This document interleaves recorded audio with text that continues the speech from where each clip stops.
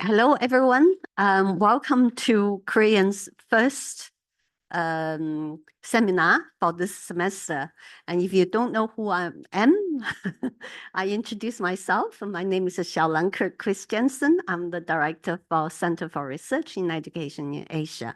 And welcome all of you to our first seminar.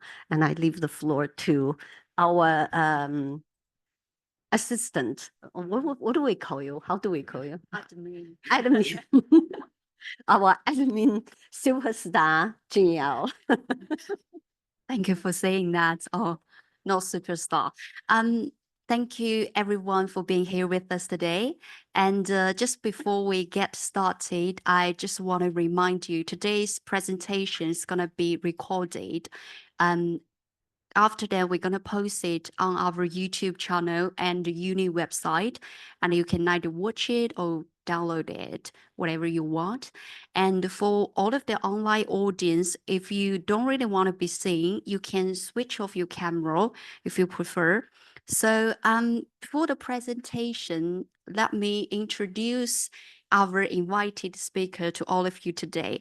So Dr. Harun Melghani is an associated professor and lecturer at the University of English at University of El Baghi, Algerian. He has published research papers on lexic reflex variation and change across Chaouia-speaking regions, multiple languages teaching, and family language policy. He's interested in how Algerian families, which vary on several regional and social ethnic grounds, using linguistic practices at home to raise trilingual children, and how various interrelated socio-political forces shape their linguistic practice and beliefs. So please join me in welcome Dr. Hayward.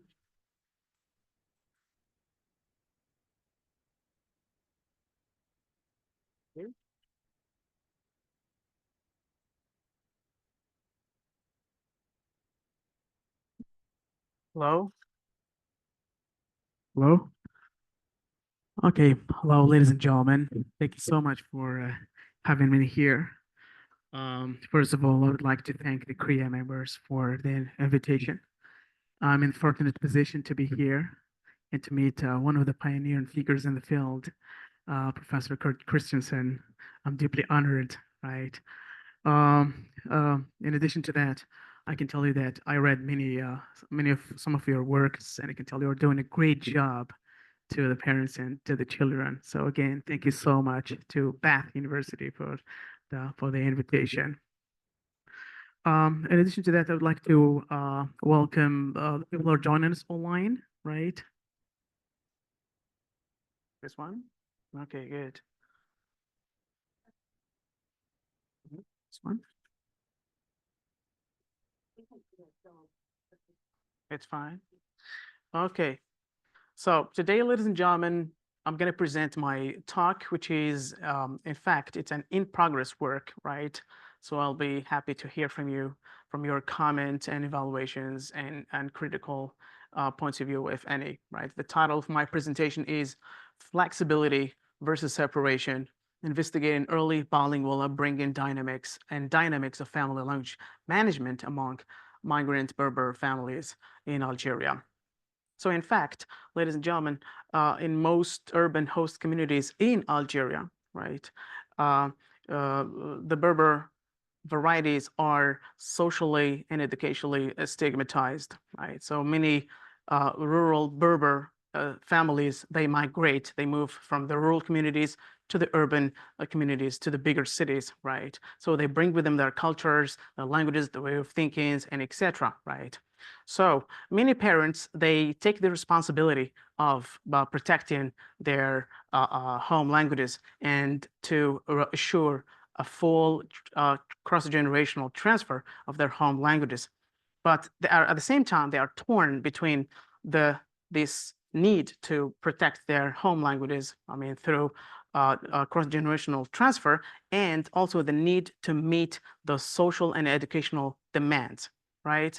So there are many external and internal forces that coerce parents to make critical decisions about how to protect languages, their home languages, which languages to abandon, which languages to encourage, which languages to discourage, and how much sociolinguistic input they need to get their children exposed to, etc. Right? So parents always, they find themselves in a dilemma. What are the strategies, if any, that they need to practice and to implement in order to raise their children bilingually? So this is something that many Berber, let's say, families, those who move from the rural communities to the urban communities, face on a daily basis. So this presentation today is going to talk about these issues, right? And it's going to focus on two things. Number one, what are the strategies that those migrant Berber families implement, right, to rear their children bilingually, and also their experiences with regard to the difficulty and the success of their family language management more generally. So, ladies and gentlemen, okay, this is the outline of the presentation. We're going to start with some basic concepts, right, about Berber and other related concepts, because I think that some of you are not familiar with these concepts, so I need to explain them very briefly. And then I'm going to move directly to bilingualism and multilingualism in Algeria. I'm going to talk about language policy, code choice, and geographical distributions of the varieties in question. And then the study, then I move directly to talk about the directions for future research and implications for families, practitioners, and policymakers. And finally, general conclusion. So, first of all, let me begin with clearing the grounds, basic terms and concepts. Some of you are not really familiar with the word Imazighen, right? Imazighen are usually the native speakers of Berber language varieties, right? So usually the first word that I originally used is the word Berber, which comes from the Latin word barbarinos, which means a foreigner person, right? So it was given to them by the Normans in the 3rd century, right? So many Berber families, they prefer to call themselves Berbers or Imazighen. So, but Imazighen, it is used interchangeably with Berbers. But Imazighen has a slightly different meaning, which means a person of a noble origin, right? So we have Imazighen, and the plural, which is the plural form of Tamazight, which is the feminine, and the masculine is Mazir, right?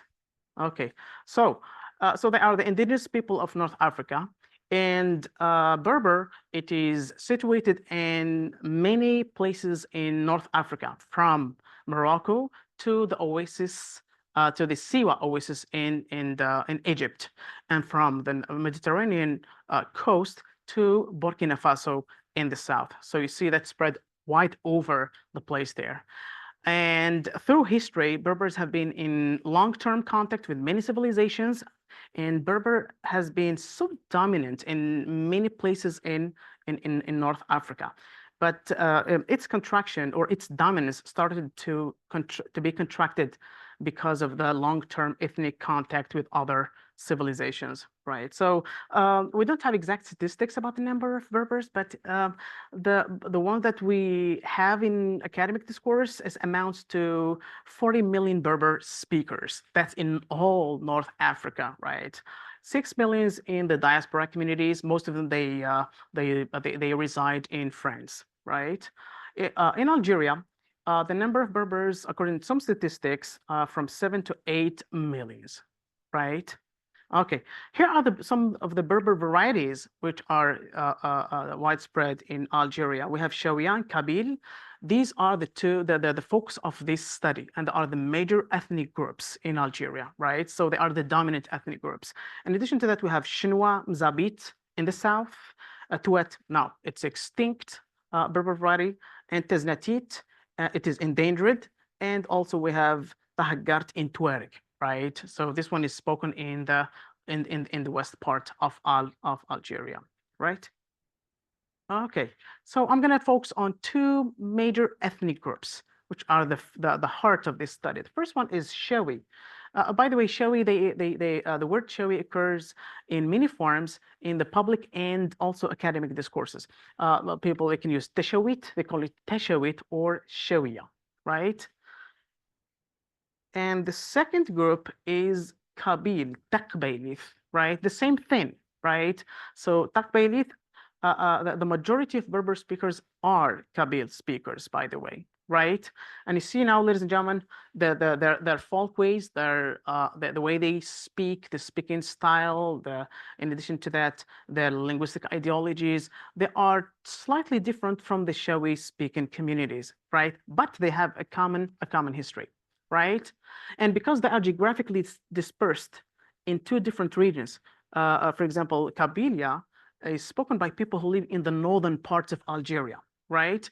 And Chaouia is spoken by the people who live in the eastern parts of Algeria, right? So because of they are dispersed in two different regions, that's why they are not intelligible to one another. That's why speakers from Kabylia, they don't really understand. I mean, they find it so hard to understand someone who speaks Chaouia, although there are two Berber-based varieties of the same language, right? Okay, now let's move to talk a little bit about some backgrounds about bilingualism and multilingualism in Algeria. First of all, the sociolinguistic profile that reflects the sociolinguistic status in Algeria is that of bilingualism with diaglossia. This means that Algeria, there are two major official languages, right? The first one is Arabic and the second one is Tamazight, right? Tamazight has been recognized as a national language in 2001 and has been officialized, right, in 2016, right? So I think this is a really landmark in the sociolinguistic history of Algeria. Why? Because it boosted the linguistic pride of many Berber-speaking communities in Algeria, right? So both languages are used in different formal contexts, right? But Arabic is more dominant, right? It occupies more wider domains of language use than Berber. For example, in education, right? Arabic is still the main medium of instruction, right? In most educational contexts, right? Berber has made its way progressively to be the language of as a subject, right? They teach Tamazight as a subject, right? Clear?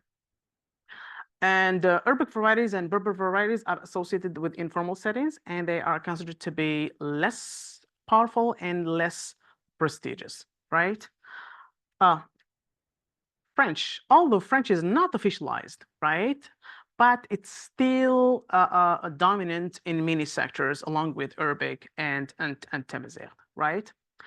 Now, thanks to, ladies and gentlemen, thanks to the massive migration of many rural families to the urban centers, nowadays we don't talk about diglossia, but we talk about polyglossia, right? In which we have rural speakers, Berber speakers, who speak three varieties in the same urban centers. They speak Berber at home, they speak local Arabic, which is the lingua franca for all Algerians, and in the formal context, they speak either standard Arabic or sometimes they code switch between French and standard Arabic. Is it clear so far? Right. Now, ladies and gentlemen, this table, by the way, describes the linguistic profile of the three main varieties, which are at the heart of this study. And by the way, they are based on the ethnologue websites, right? For example, you see that the number of the speakers, the local Arabic, which is it's an Arabic-based variety, it is spoken by 44 million speakers, right? Compared to Chaouia, it's spoken by 2 million speakers, and Kabyle spoken by 6 million speakers. Clear? When we talk about the language vitality, we see that local Arabic is institutional in addition to Kabyle, whereas Chaouia is stable and viable. Now, ladies and gentlemen, what do I mean by institutional here? Doesn't mean that they use local Arabic, I mean, to write formal, let's say, documents. No, but they use it in formal institutions. I mean, people who work in administrations and departments, they use local Arabic when they talk with each other, right? Whereas Chaouia, which is vital and stable, this means that there is it is limited to home context in some small, let's say, economic, transactions, but they do not use it in, let's say, informal contexts and etc. Right? Clear? Okay. For the domains of language use, as you notice, all for the local Arabic, all formal and privatized context, as well as daily and economic transactions. So it is the dominant linguistic code which is used in the community, as compared to Chaouia and Kabyle, which are in many urban centers limited only to privatized context. At the level of the family, right? Clear. For the education, the local Arabic is more sustained than Chaouia and more sustained than Kabyle, right? What am I by sustained here? It means that teachers at primary school, they use Arabic to teach their pupils, but sometimes they code switch between standard Arabic and local Arabic, right? Which is different for Chaouia, right? They don't use Chaouia, even with those students who do not understand, let's say, Arabic, right? Okay, now let's move to this study. Okay, let me begin with some description of the Algerian community, the changing landscape. Now, Algeria in the last 4 decades has witnessed changes at many levels. Let me begin with demographic changes, right? This is probably the most important change that I noticed here, which is the population density has increased in several urban centers, right? Especially the capital of Algiers and other bigger, cities, right? As a result of what? Of massive migration waves of Berber families like Chaouia, Mozabit, and Kabyle from rural regions and isolated area. This led to what? To socio-ethnic changes. This led to the creation, to the development of new multi-ethnic networks, and also the development of what we call ethno-urbs, in which it means that it's an area within the urban center, right? And the majority of speakers there, they belong to one origin. They came from the rural community. So they use Berber with each other within the same neighborhood, right? Okay. Another one is economic changes, shifting from closed economy to open economy. The third one is cultural changes, the emergence of new subcultures among youngsters, shifting cultural and evaluative norms, and also the development of cultural assimilation and cultural hybridity. What I mean by that, when you travel in those bigger centers, right? What do you notice here? You notice that in the landscape there are such a thing as linguistic diversity, right? You can see it in the banners.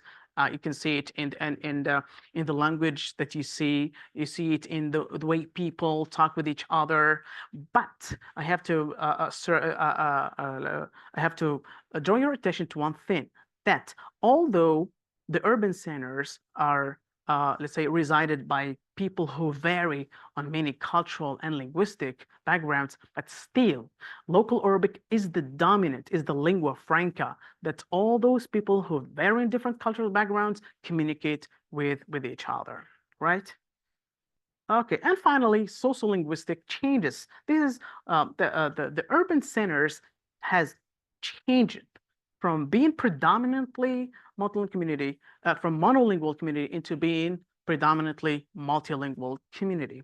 In addition to that, many context-induced phenomenon has developed, like language shift, for example. Now we have many research studies which proved that there is a longing progressive changes from, the use of Berber to the use of local Arabic among migrant Berber families in Algeria, right? Okay, now the statement of the problem, right? So as I said from the beginning, ladies and gentlemen, one of the biggest issues that rural families face when they move to to the urban centers is how to maintain, right? How to pass on their home languages to their children, right? At the same time, they face another dilemma, right? Which is, should we protect, right? Or should we maintain our home languages, right? Or should we give way to the impact of the social pressure, right? And the demands of education, right? So in grappling with the new social pressures and cultural ideologies, parents, as I said, encounter difficult dilemmas about how to raise their children multilingually and how to provide them with as much sociolinguistic enrichment as possible, right? Okay. Okay. Let me begin with some overview of family language management and bilingual upbringing, right? So, ladies and gentlemen, as we know, that the merits of family language management have been the subject of ongoing debate, especially regarding three things. Number one, the success of home language strategies. Two, language proficiency. And number three, parents' attitudes regarding language mixing versus language separation strategies. Number two, as you know that a multilingual or bilingual upbringing can be attained through many patterns of language upbringing, right?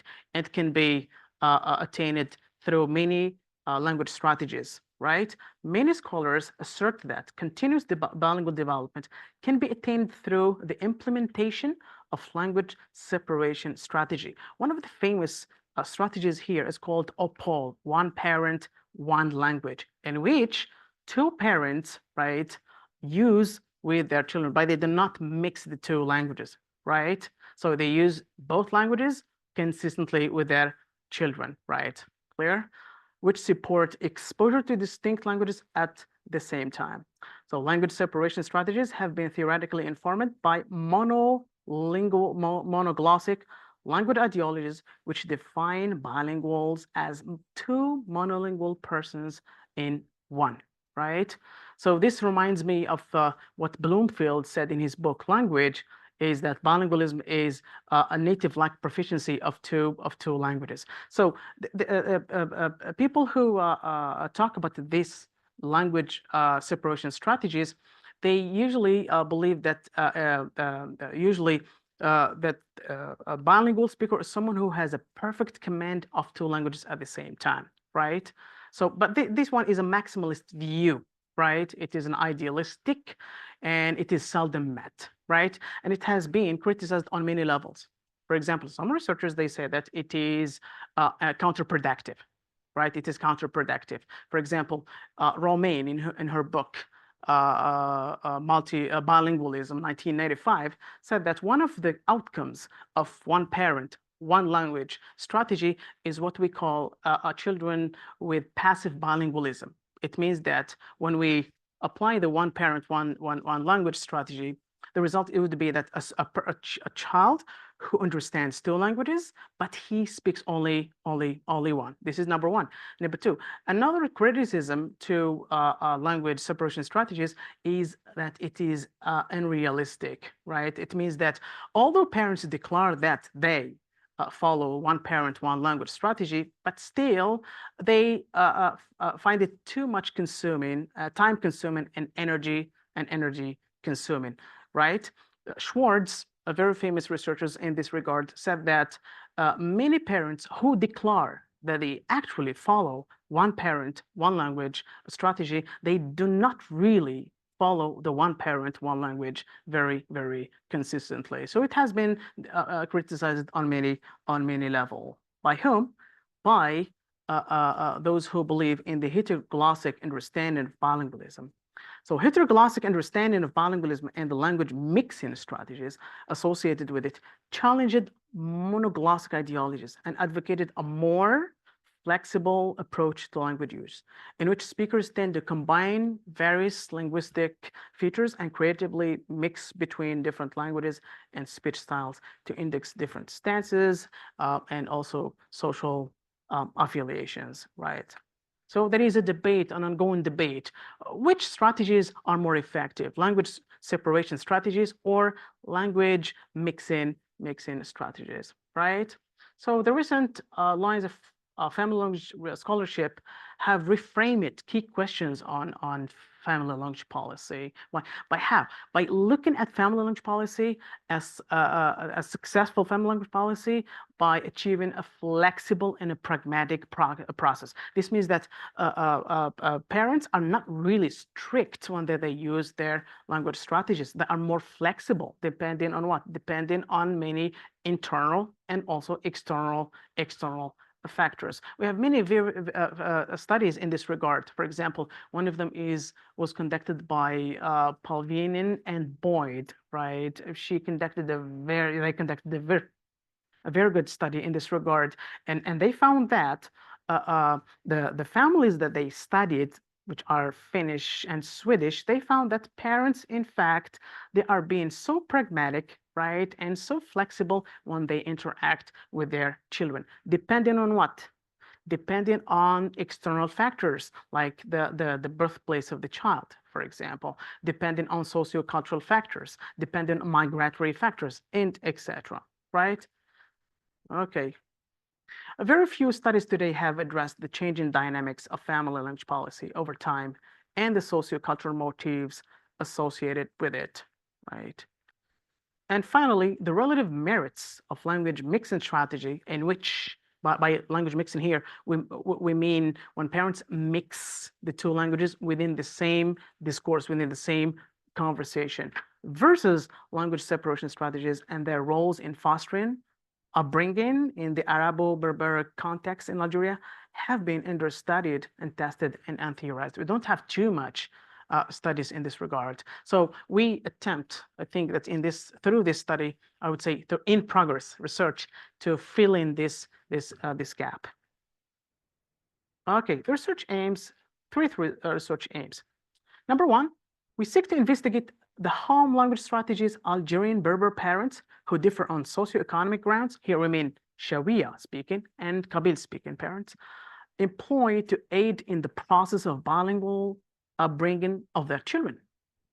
Two, examine how and why, I would say, some Berber parents have changed or adjusted their home language strategies over time. And number three, examine how Berber parents perceive their experiences as bilingual parents with regard to two main points. Number one, the success of their family language management, and two, the difficulty of their family language management. Research questions.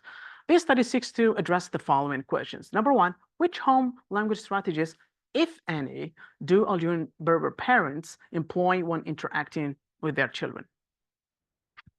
Do they employ language mixing strategies or language separation strategies? Two, do Algerian Berber parents change over time or make adjustments or modifications to their family language management over time, and why?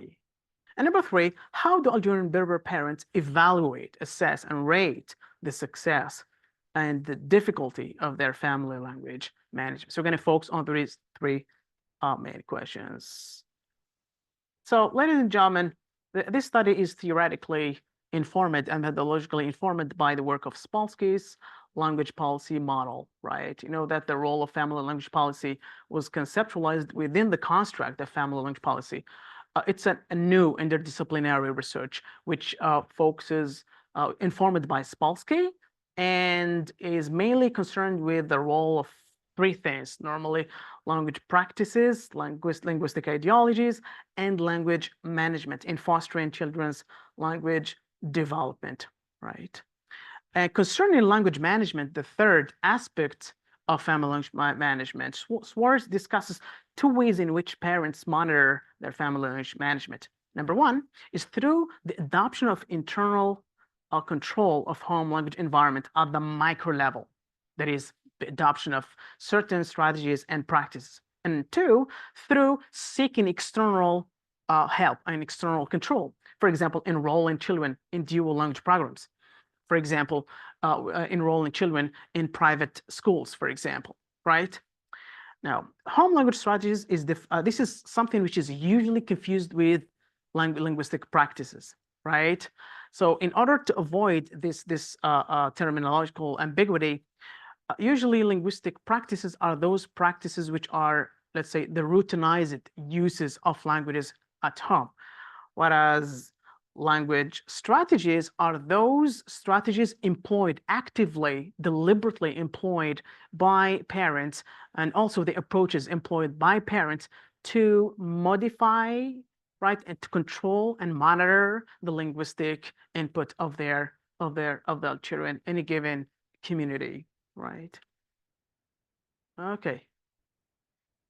So, ladies and gentlemen, the story of this study started in February 2023. In order to answer the research questions and to collect the data, we used an online questionnaire, right, as the main tool, right, to solicit information about the linguistic background and also the social background of the participants.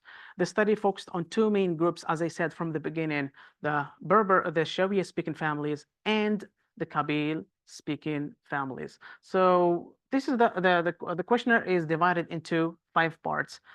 Section 1, description of the study and ethical notes. Section 2 addresses the sociocultural information about parents and their families.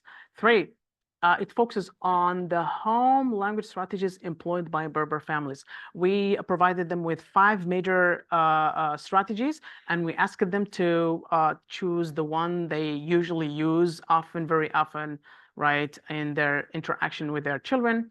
And Section 5 addresses parents' ratings of the success and the difficulty of their home language strategies. Now, as I said, an online version of the questionnaire was sent via Google Form to 111 migrant Berber families, right, who vary on different social cultural grounds in bigger cities like Batna, El-Bouaqi, Algiers, and Tizi Ouzou. All these cities, ladies and gentlemen, as I said, resided by people who differ on cultural grounds, but still the Arabic is the lingua franca, which is spoken by all of them, right? The survey lasted for 9 months, from February 2023 to October 2023. Okay. Okay, so I used judgment sampling, means that I opted for only those families who identify as Berbers, I mean Kabyle and Chaouia. Okay, the criteria of selection, these are the criteria of selection. They must be, both parents must have Algerian heritage. 2, parents must identify as at least one of the 2 ethnic groups, let's say Chaouia and Kabyle. Each migrant family must have at least 1 child who receives input from at least 1 Berber variety at home. They should reside in an urban community in which a community language that is Arabic and a Berber variety coexist. And finally, we focused on children up to 10 years of age who are raised by migrant Berber families in urban communities in Algeria. And they are exposed at least to 1 Berber variety, I mean, every day at home. Categories not accounted for: non-Berber families or families who grew up in other countries. Okay, so the sample consists of 111 participants. We administered the questionnaire to 111 families. We received 111, but we excluded 6 because of contradictory answers sometimes, and let's say lacking information, sociocultural information. So we had to exclude 6. So the sample size consists of 105 participants. As you notice, ladies and gentlemen, the family's ethnic structure for the Chaouia families is diverse compared to the family, which is most of them, they are of Kabyle origin. The same thing for the number of languages spoken at home, we see that there is a high linguistic diversity in the families under study. I mean, all families, they speak at least 2 languages, right? 2 language varieties, either local Arabic and Chaouia or local Arabic, Chaouia, and Kabyle. So there is a high diversity in the families under study, right? So considering the results, ladies and gentlemen, these are the results, right, for the parents' self-reported use of home language strategies. Okay, let me begin. What I notice here, ladies and gentlemen, is that the first strategy and the second strategy are the most used strategies by most Berber speakers. Let me explain first. The first strategy is called language space and time strategy, right? Number 2 is minority language at home, right? Number 3, it is language mixing strategy, right? Better parents use one language directing. Yes, the third one, sorry, is one parent, one language strategy, right? The fourth one is language mixing, right? In which parents, they mix between languages within the same discourse. And the last one is a strategy in which both parents, they use only Arabic with their children, right? It's called non-native language at home, right? Is it clear so far? According to a close inspection, it seems that the first strategy and the second strategy are the mostly used strategy, right? The first strategy is called a space and time strategy, right? This is a strategy in which parents, they use languages depending on the context, depending on the time, and depending on the context, right? The second strategy, it is a strategy, it's called minority language at home. This is a strategy in which they maximize the use of the minority with their children. So these are the two major strategies used by Berber parents. Okay, what does it mean? It means that the majority of Berbers, they use two major strategies. Number one is they use minority language strategy at home. They extensively use Berber with their children at home, but sometimes they are not committed with the strategy 100%, because in some context, for example, when they prepare for their children's homework or when they take their children to school, they use local Arabic. So sometimes it depends on the context. Other strategies, they use the written strategy with their children. 2, they use very interesting striking results. They use various genres of Berber folk literature. They tell their children Berber stories, songs, myths, and riddles, and etc. Sometimes they translate stories from Arabic to Kabyle and Chaouia, and they tell them to their children, because many of them believe that it is the best way to teach their children cultural knowledge of Berber. It's through what? Through these genres. 3, traveling to their hometowns and maintaining contact with extended families. Many families which use this strategy, they said that they use it because they want their children to become less resistant to learning the Berber language, as if they want them to be more immersed in the Berber speaking community and the hometowns.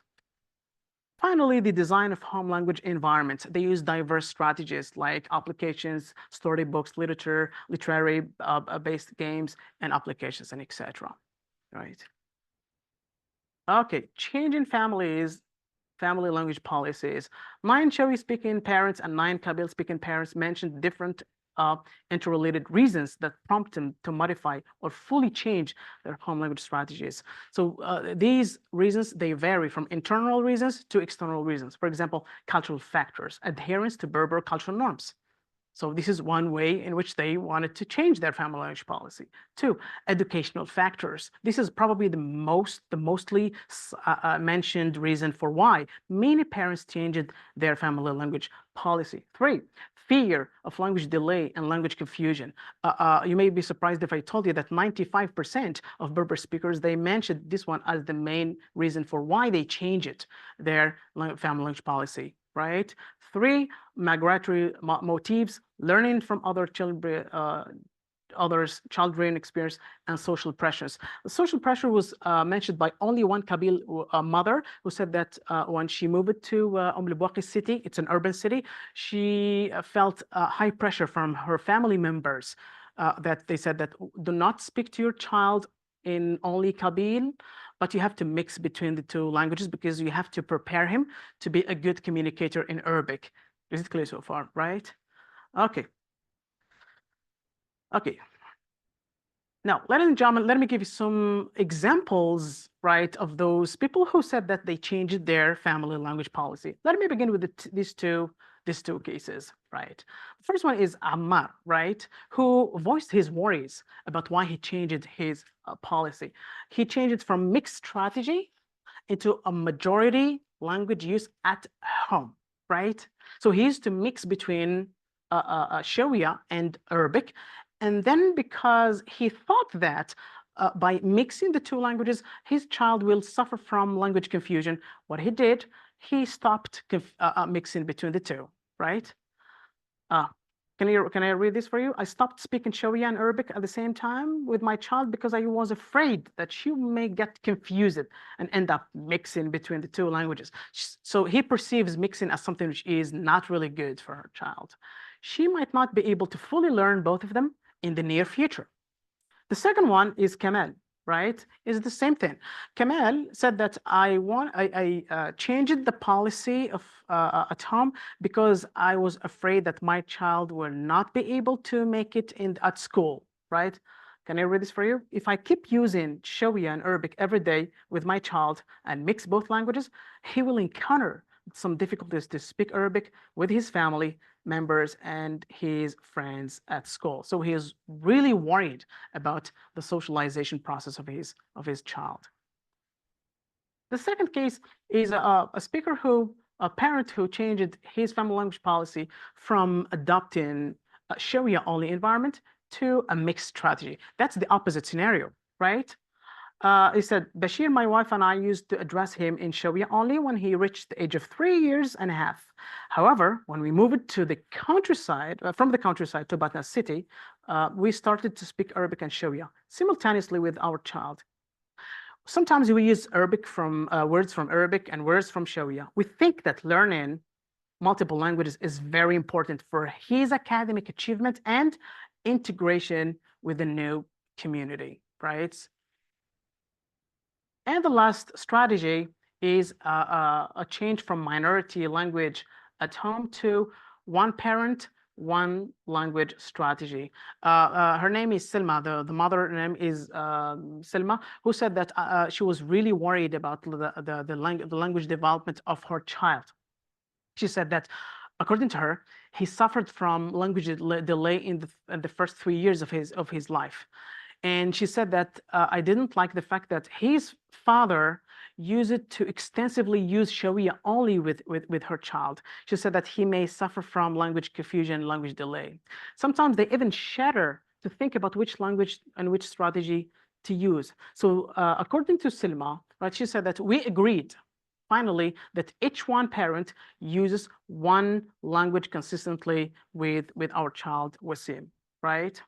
Okay, I'm gonna read the last 4 lines because they are really interesting. She said, I was afraid that he might end up struggling to speak Darija. By the way, Darija, it's another word for local Arabic. So I started to talk to him in Darija much extensively. We agreed that each other should use one different language with him at home. He also started to learn new English words using applications on the phone. Okay. These are the results that are related to parents' reported assessment of the difficulty and success of their language strategy. Number one, across Chaouia-speaking families, the majority of choices range from somewhat difficult to extremely difficult. They found it so difficult to apply their language strategies. 2, across Kabyle families, the implementation of language strategies seems to be somewhat difficult for 80 parents, difficult for 6 parents, and extremely difficult for 11 parents, right?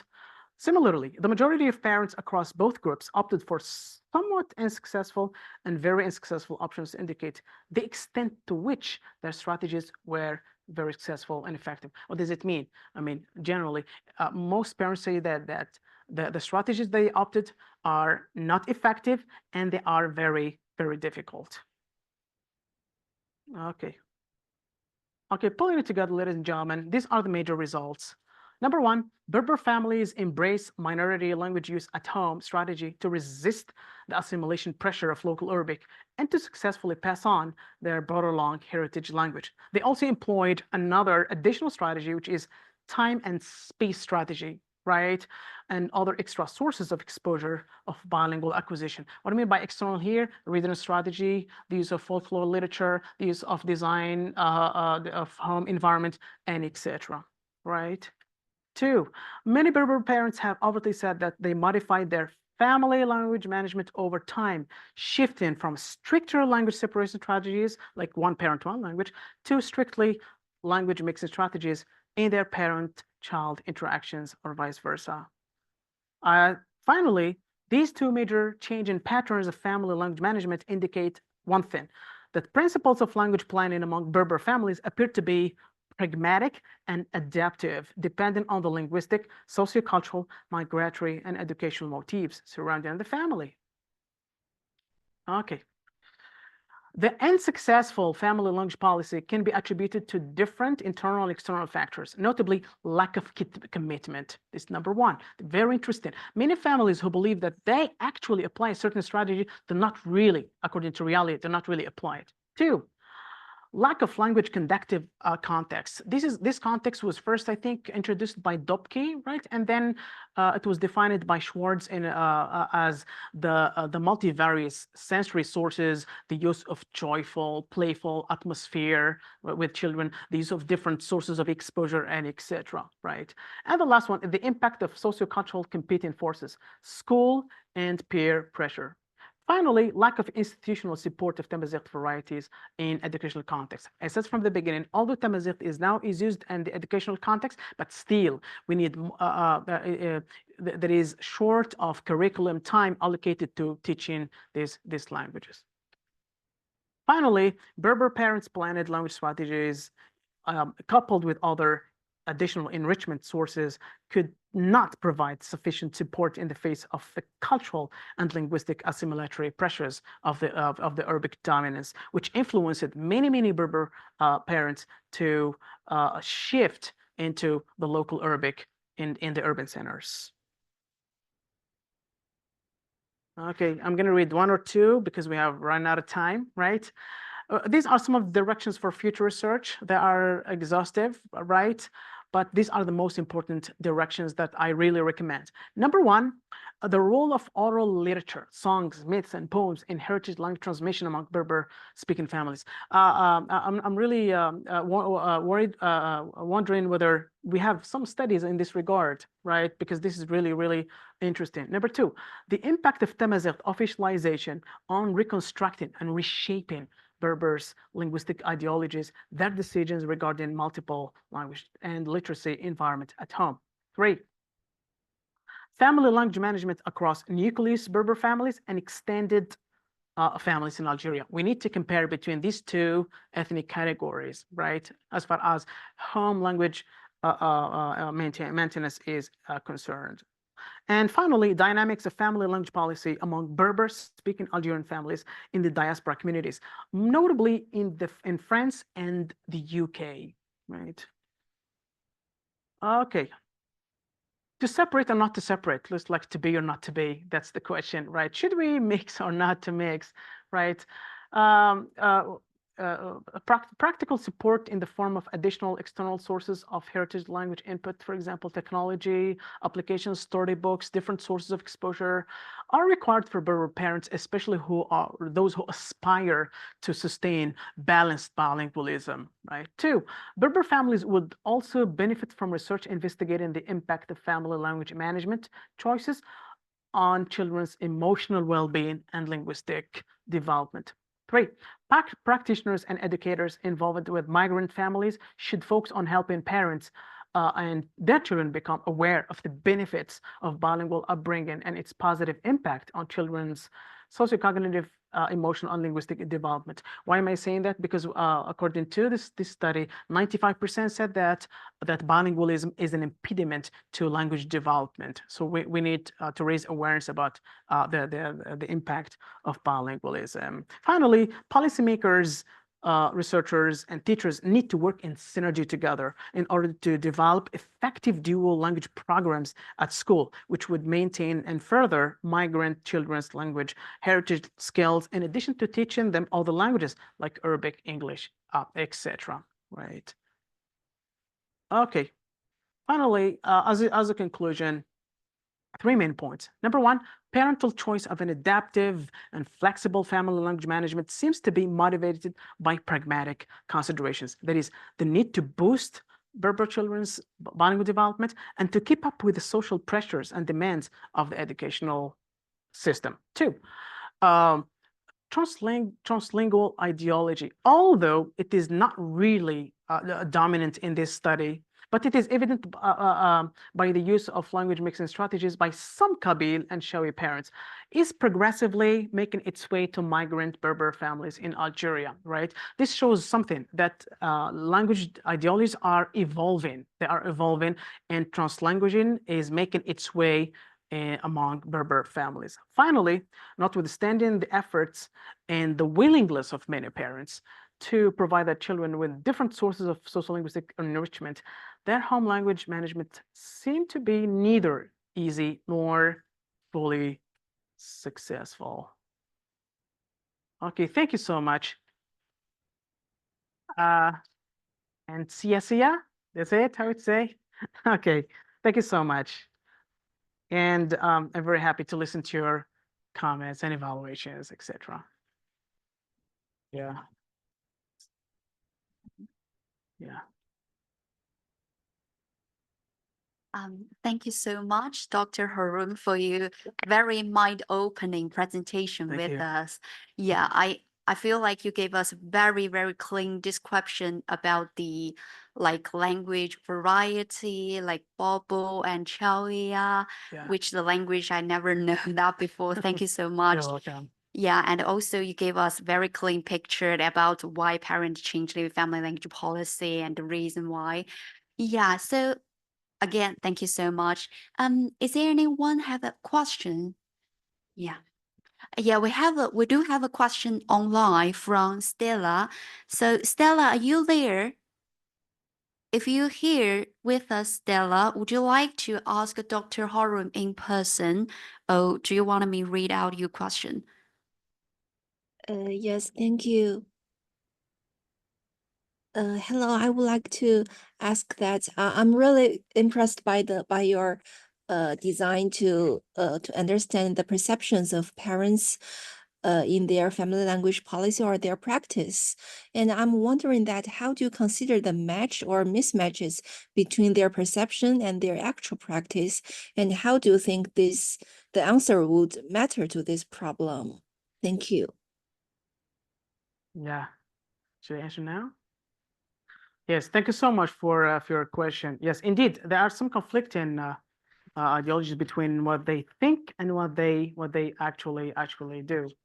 The reason is that because many Berber families, right, they bring with them, as I said from the beginning, their cultural package, their cultural knowledge, right? So many of them are so keen to maintain Berber and to pass on Berber to their children. And as I said, it is probably one of the most ways through which they can teach their values, right, the cultural Berber heritage to their children. But at the same time,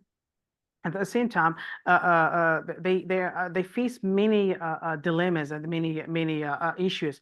For example, in the marketplace, for example, Arabic has high instrumental values. I mean, compared to Berber, right? For example, let me make it more clear. In the eligibility requirements in the case of, for example, jobs and etc. Arabic, French, English are more eligible, are more needed than Berber, right? So that's why parents usually they have this conflicting, let's say, beliefs. At the same time, they have certain attachment, right, to their Berber culture that they want to pass on to their children, but at the same time, they feel themselves that they have to, let's say, to give way to the dominant language. So this is why the reason why there is some, let's say, conflicting ideologies between what they actually believe and what they actually do, right? Okay. Okay, thank you. Thank you for answering. You're welcome. Thank you, Dr. Haroon. Is there any question from you?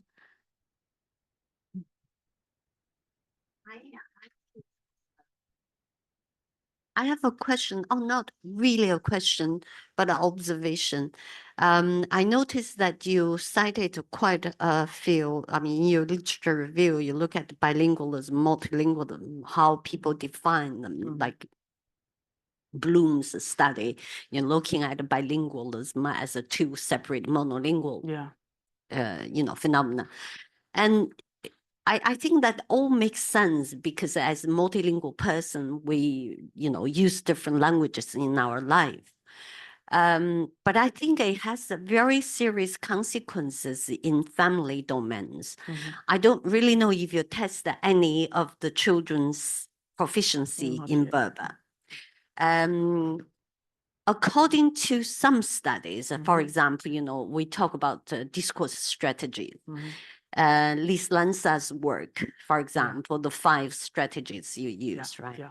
And so the strategy on mixed language use is at the end of the One of the- continuum, yeah. continuum of language production of the children. So the more you use mixed strategy, the less the children will become, multilingual. Yeah. And I think Annika, the whole study also illustrate that point. When she looked at over 1,000 migrant children or migrant parents in, I think the Netherlands or Dutch, Belgium. And that shows that the parents use predominantly heritage language at home. If both parents use a heritage language at home, then production is that the children will produce more heritage language, right? Yeah. You mean language shared space? Yes. Yeah. Yeah.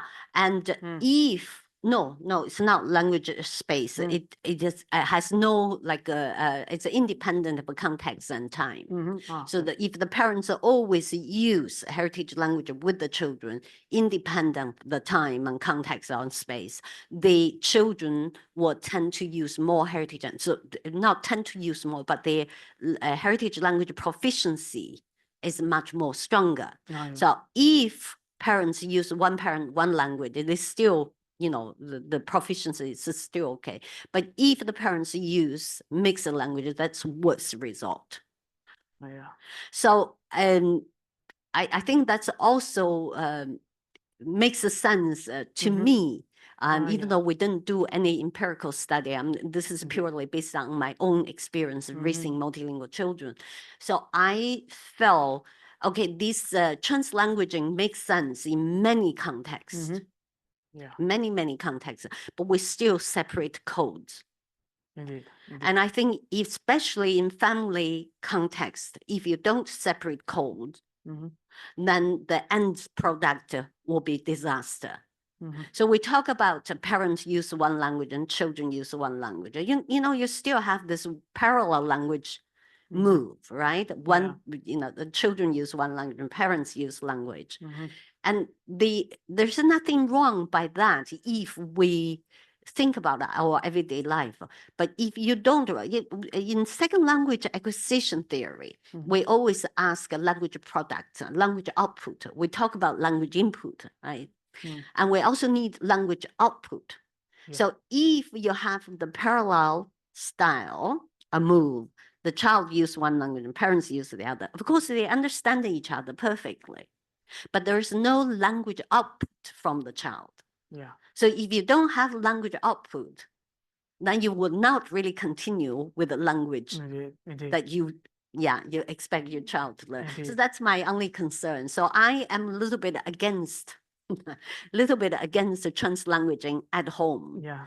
I think it makes lots of sense in our everyday life, but when it comes to family, I think we need to be a little bit stern, a little bit more strict. That's my only personal opinion. Yeah. But of course, we need to do more studies and to see whether strict family will have a better, and stuff. Of course, we need to really take into consideration the emotional react, the context space, like what you said. Yeah, indeed. all this situation. However, these, emotional relationship between parents and children are not purely based on language issues. There were Indeed. other factors involved in the relationship. That's all I, want to say. Any other questions from you guys? No? Thank you. So thank you so much for the interesting explanation on your research. And my question is very, very simple. You just mentioned sorry, I don't think it's during. You mentioned several of the parents changed their language policies at home, and you also mentioned the factors that influence their decision come from some cultural factors and also educational factors. Yeah. I was wondering, could you just give us some examples on the cultural factors and the educational factors? Because there's some details after these two factors, and these two factors seems a little bit broader. So could you give us some more examples? examples? I Thank you agree. so much. Yes, you're welcome. Okay, for the cultural factors, some parents stated that in the community in which they live, right? Usually the Tamazight, right, has low instrumental value, right? I mean, it doesn't have much more economic, let's say, benefits compared to the other languages, right? I mean, the status, right? Although it is officialized, yes, that's a good thing, right? But still, I mean, in the mainstream language, right, it has low status compared to the other one. So this fueled a sense of stigmatization, right, among many people.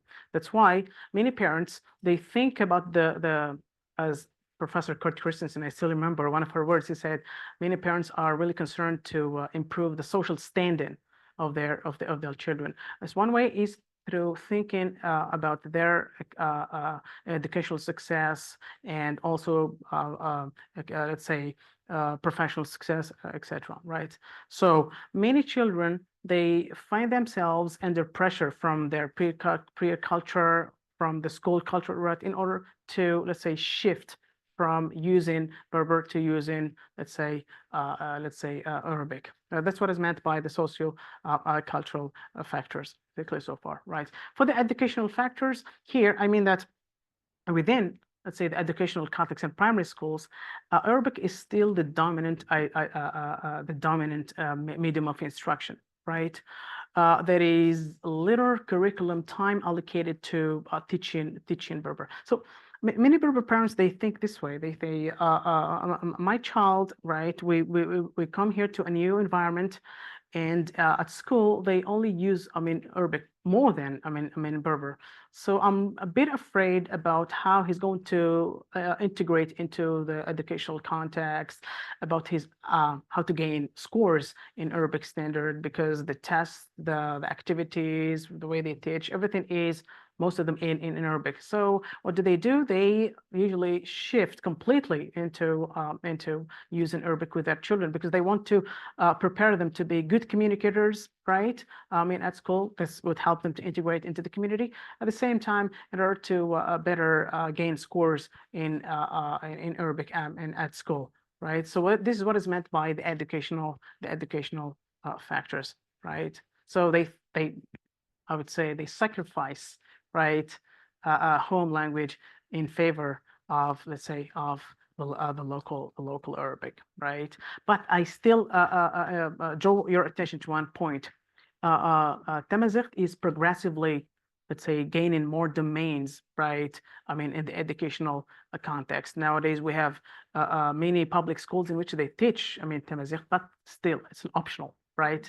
It is still optional. That's why in the practical suggestions, I said that it's better to have, I think, in my opinion, language dual programs in which they study the same thing, but into languages. This would help, you know, children to maintain their home language at the same time learn another language. I mean, simultaneously, right? I'm not saying that this is going to be ineffective, but I'm just hypothesizing this might help them at least. I would say, to bridge the gap between school and bridge the and home family language policy, right?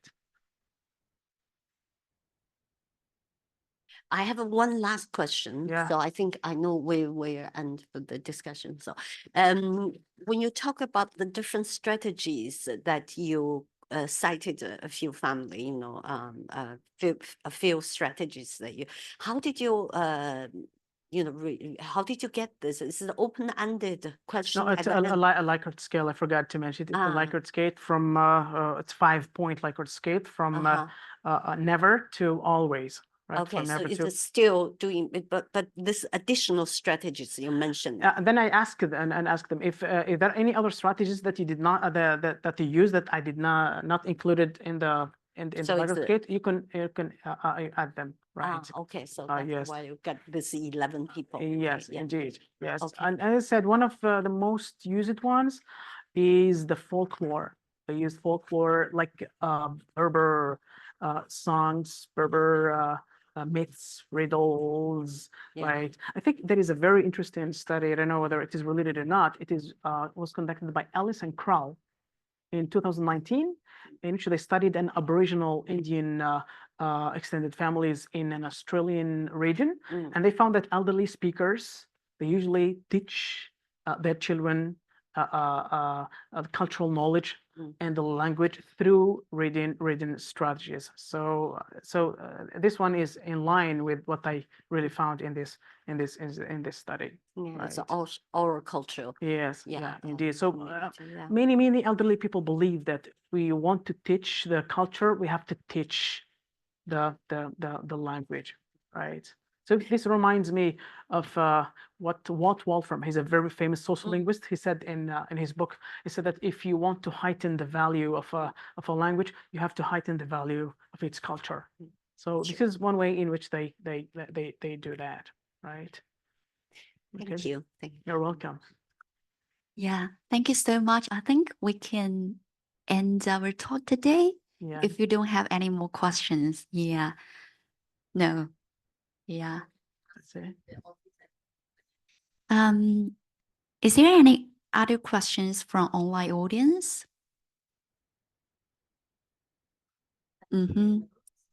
Yeah. They all say they quite enjoy the Yeah. talk. Yeah. The topic, everything. Yeah. Yeah. Oh, thank you Okay, so much. Well, yeah, I think we can finish the talk. Yeah. Thank you so much, ladies and Yeah. gentlemen. And again, thank you so much for inviting you here today. Yeah. Thank you so much. Some small gifts from actually Oh. Dr. Haran. But I don't think we have, it's enough for everyone, so. But it is here, so if you like to, you know, take your chance and grab one, please do it. I leave it Okay. here, right? And we want to thank Dr. Kran and Dr. Haran. And Thank you. For giving us this wonderful talk and Thank you so much. enlightening us to the context of Berber language and culture in Algeria, which we really hardly hear ever. Thank you so much, this is Professor. really Thank you. wonderful. Yeah. Thank you again. Thank you so much. Thank you so much. Okay, Right. so we finished the talk today. Yeah, or the seminar today. Thank you. Thank you so much. Excuse me? Oh, that's brilliant. Thank you so much. Okay. Is it possible to maybe to take a picture together? If I possible. will ask. Of the end of the bow, and you're not lucky. Yeah. So Thank you. Here's, if you have a moment, shall we take a picture? Yes, take it. Yeah. Yes. Okay. Great. I just Yes. I can do Thank you so much. You did a great job. that. Thank you.